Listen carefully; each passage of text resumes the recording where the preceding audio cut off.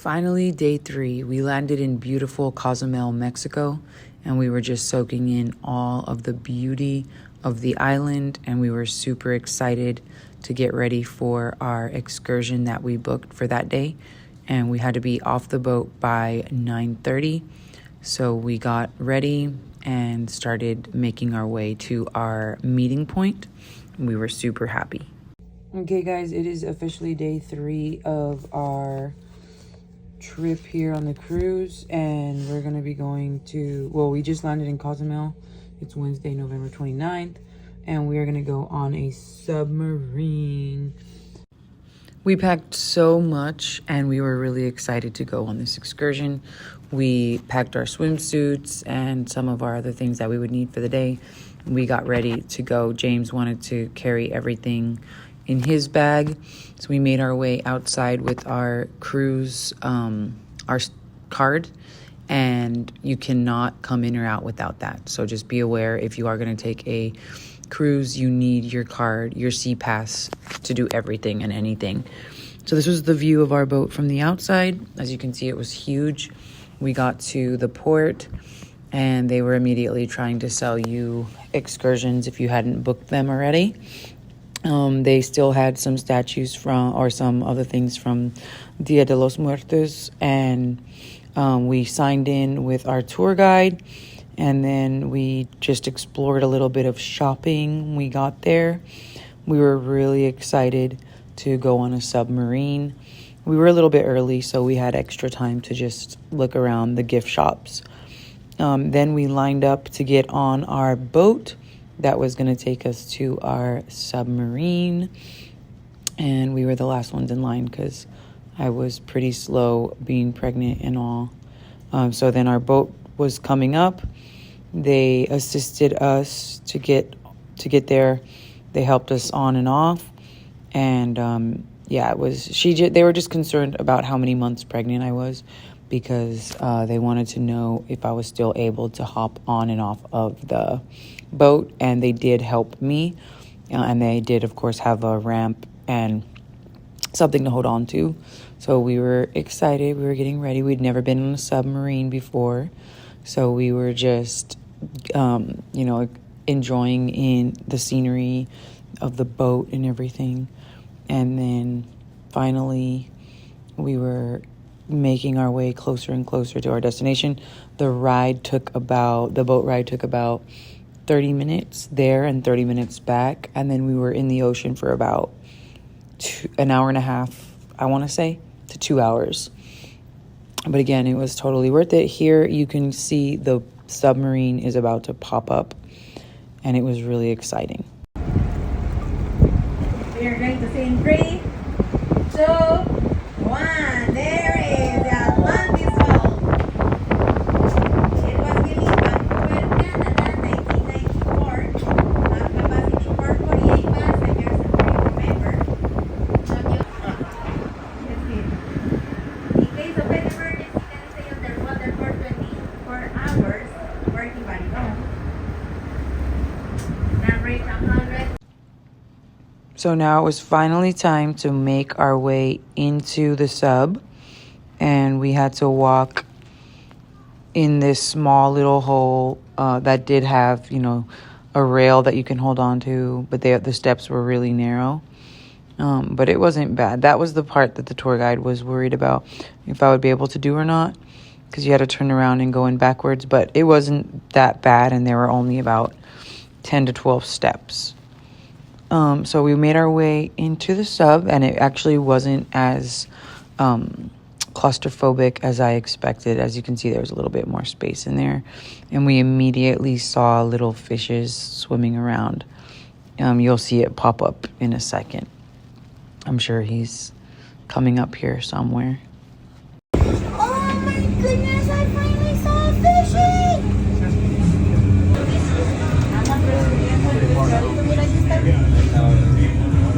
¡Ay, dos! Dice, tómame foto.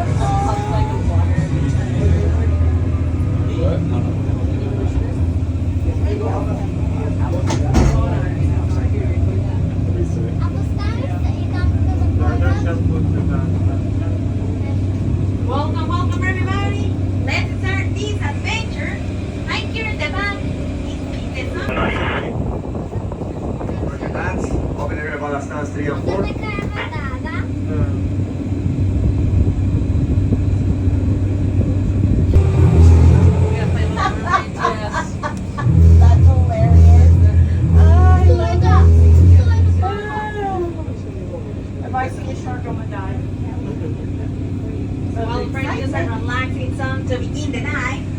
Now let's.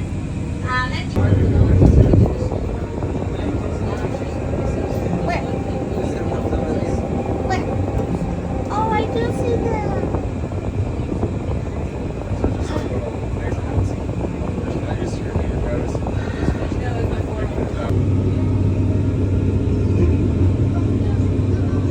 I want to grab the fish.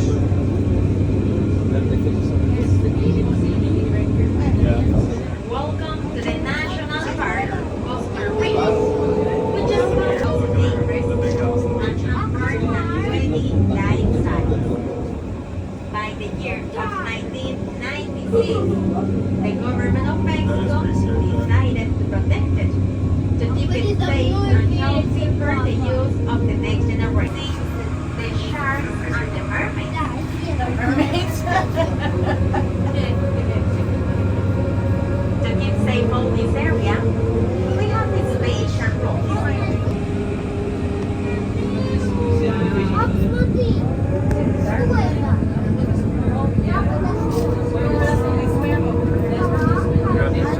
There's an eel right here. Yeah, there's an eel. Where's the big one? No, here's it.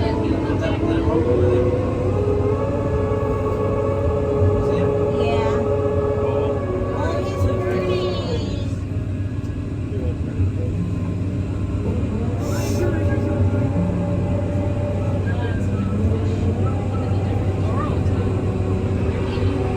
If outside of this summer, if you start to appreciate the reefs, I recommend you as close we are to the reefs, pay attention into the caves between the gold and black rovers. Now, friends, all this area, it's known like the Bolones de Chancanar, one of the 27 lake sites, and one of the most beautiful one in the island, because once you move from one coral head to another, you can see a lot of marine life. Even we can say that each of these wonderful biodiversity with their predators, rays, and fish eaters.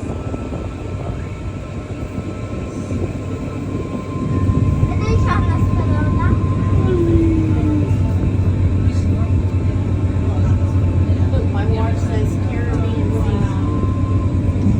And now, in both sides of the summer, in Philippines, one of the most beautiful things that we can find, also the one of the most important, are all those tiny, the shallow area.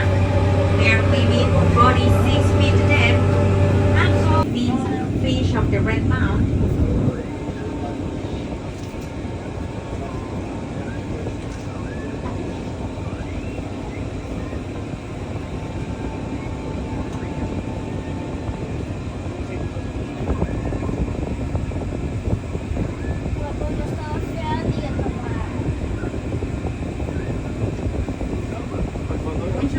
Also know this area. At the bottom, we can identify the two different groups of corals, the hard ones and the soft ones. Actually, but also because they have more chance to survive. It says that 100 eyes can see better than 2. Can you see how the most of all looks for the same direction? That's where the current slumps help us to use like. And well, let me tell you, less of the 1% of the world population have ever been in a real submarine. Now you are part of the Atlantis Club. Congratulations, because you're still alive.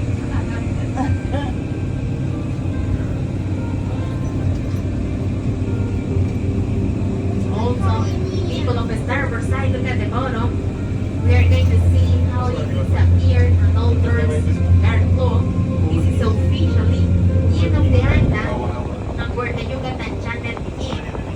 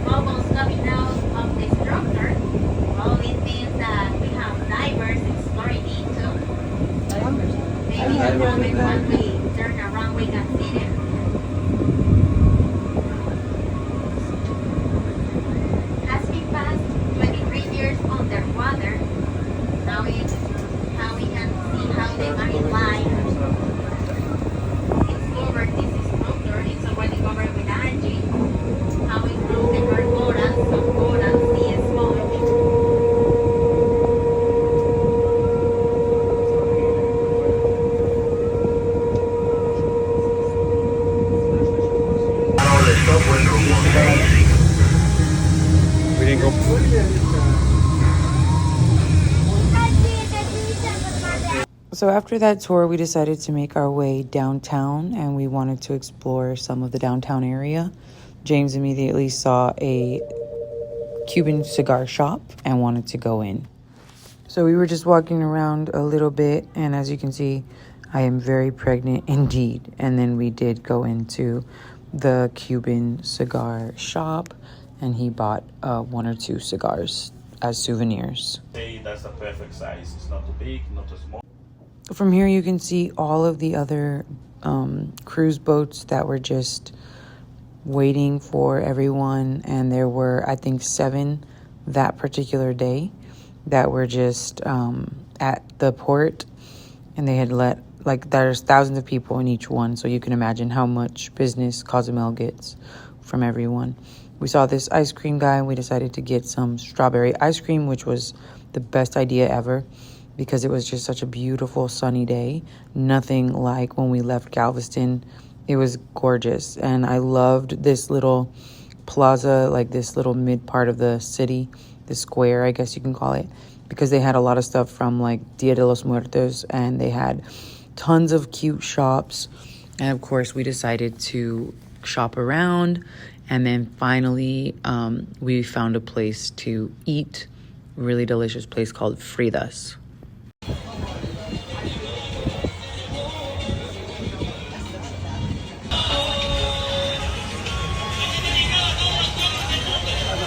I ordered a mango smoothie with tahini, and he ordered a beer, and we just relaxed as we ate our lunch. We got some chips and salsa. They're not free over there. You do have to pay for them, and they're about $5. And then he got like a platter of seafood, and I just ordered nachos. I was craving Mayan chocolate, so I picked up a few flavors that piqued my interest, and it came out to $30. I was kind of shocked that it was that expensive for a little bit of that I bought. Prices were definitely not cheap at the port and in all of Cozumel. They see that we're foreigners, and they definitely upcharge everything. So we went back to the ship. You do have to go through customs. Here are the 3 little chocolates that I bought, and that was $30 for just those 3. Yeah, so you do the math. It was, I don't know if it was, I mean, it was delicious, but still.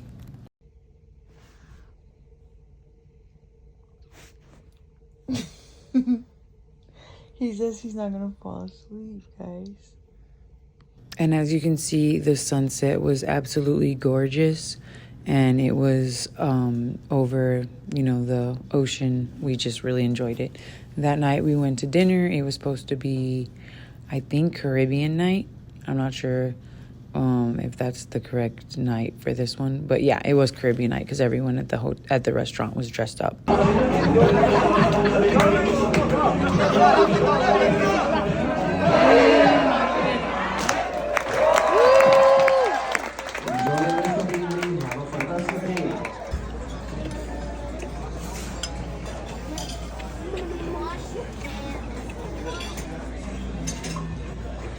Oh, he gave me a knife. Thank you.